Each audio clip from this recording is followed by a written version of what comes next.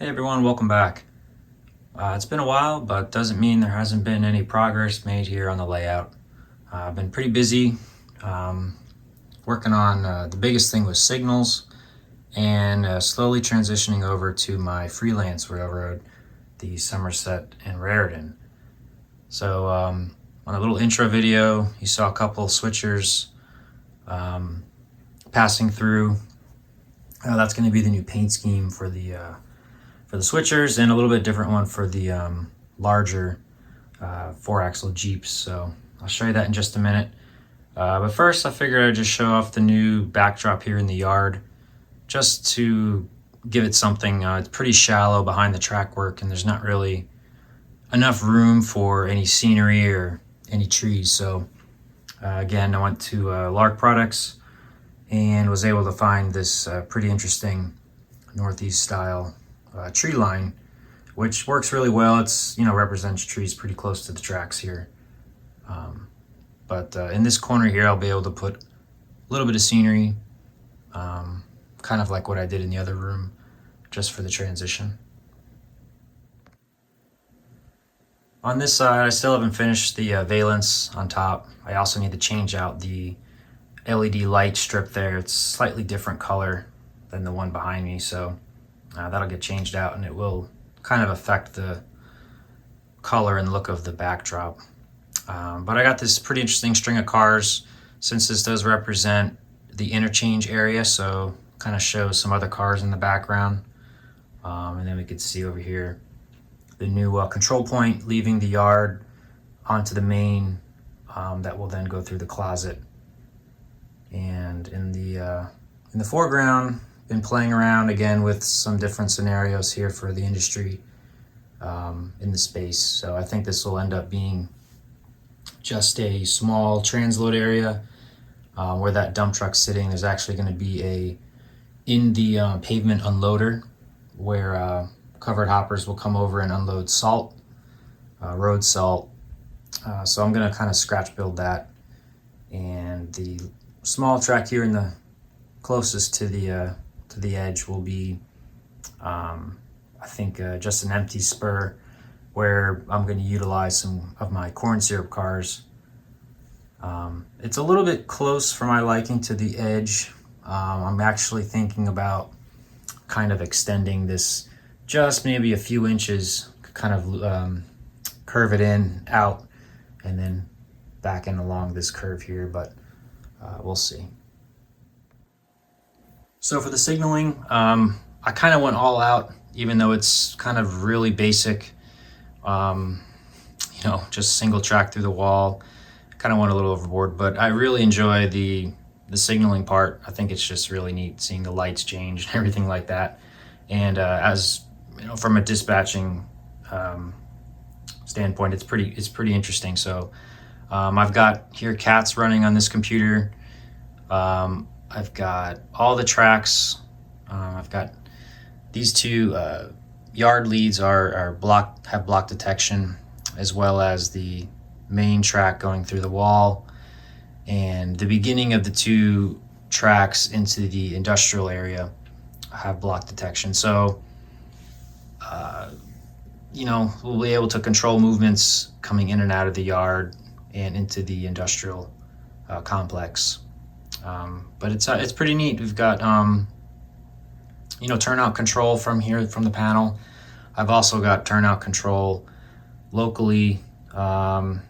It's just dangling in the background here for now. I'm gonna make some nice plates where in a not during an op session I could turn the turnouts, but during an op session these mainline turnouts will only be controlled by the dispatcher, or really whoever is running the yard is going to be kind of doing dispatching.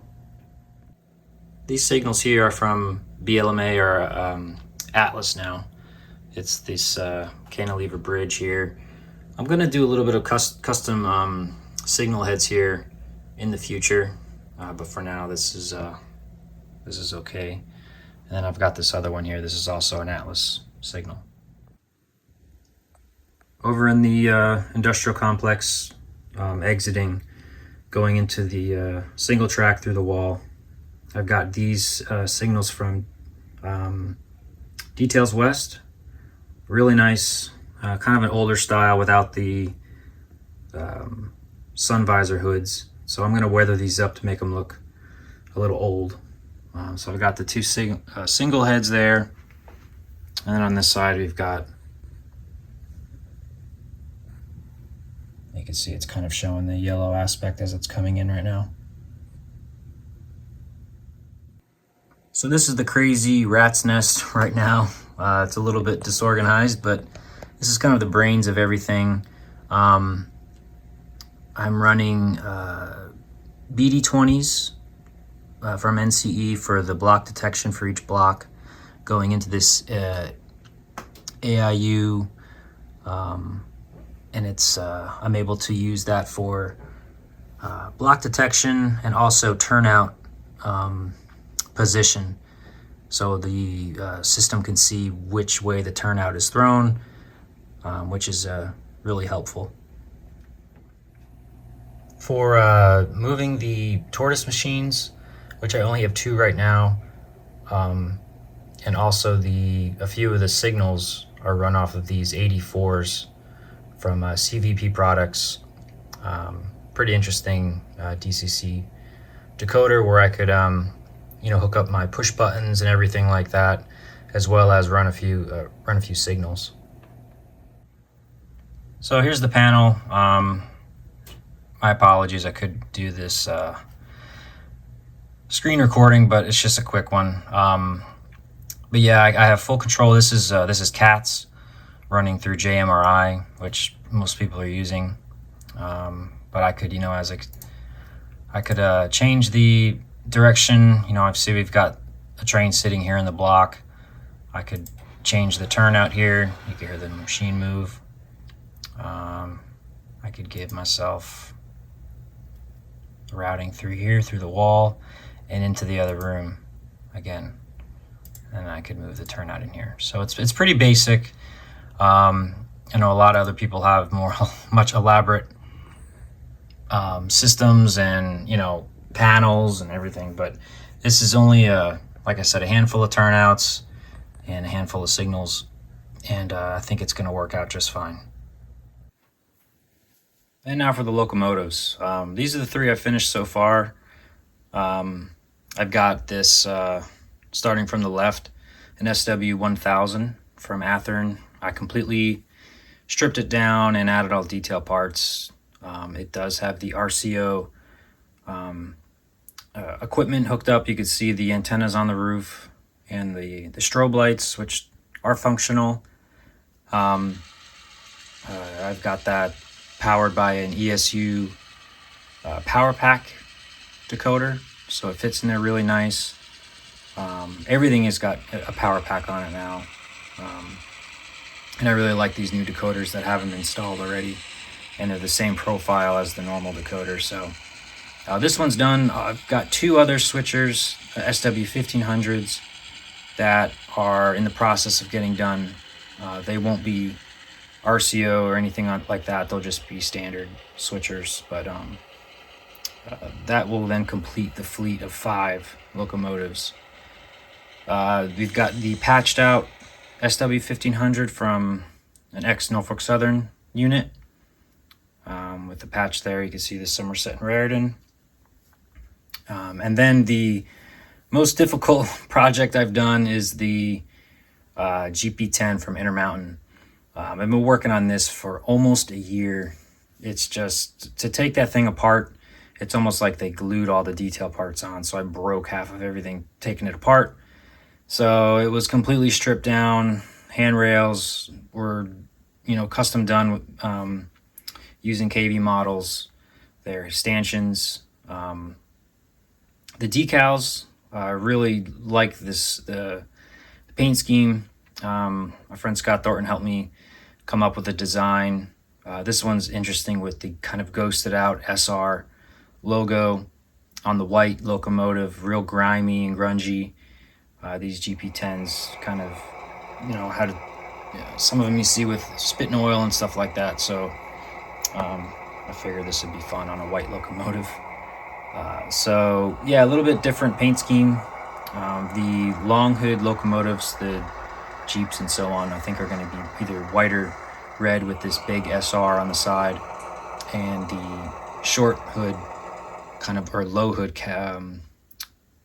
switchers are going to be just a standard Somerset and Raritan, just because it looked a little weird with the SR kind of compact on the shorter space. But yeah, this one also has a ESU keep alive in it, and again, I redid all the lights and everything.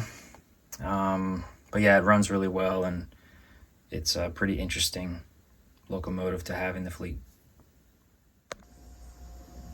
Well, that's all I got for this update. Let me know what you think about the new Freelance design. I'm really excited about it. It's, to be honest, it's what this layout was really designed for. Just been kind of a slow transition getting everything designed and everything. But big thanks to Scott for helping me with the logo, and Bill over at PDC for printing up the decals for all the locomotives. They just came out really, really nice. So if you're interested in a little sticker here, I've got a few left. I've got a bunch more on the way, but shoot me an email on the About section on my homepage. I think you have to do it on a PC, but you could click on that and it'll give you an email, and I'll send the few I have left out.